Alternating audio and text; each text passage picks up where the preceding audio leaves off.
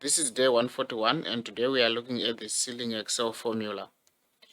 So what does the ceiling formula does? So if you remember, we looked at the round formula.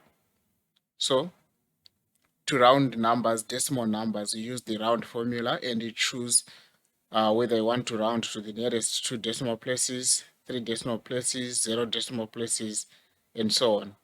So the ceiling formula does almost the same.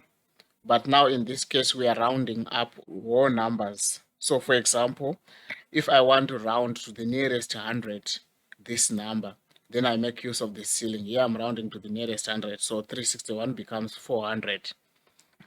And if I want to round to the nearest 30, for example, I can use that as well, or to the nearest 20.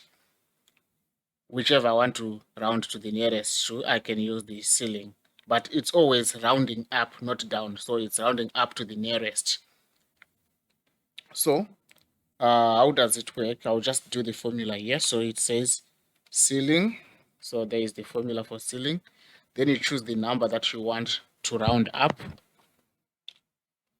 Then the second parameter is the significance. Do you want to round to the nearest 100, to the nearest 10?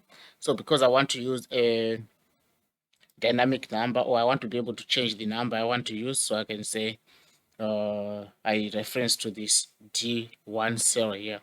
Then I can lock it because I want to drag my formula. I just pressed F4. Okay. Then I choose, okay, now I want to round to the nearest 100. You can see this is rounded off to the nearest 100. So this is how you can make use of the ceiling formula. Thank you. Bye-bye.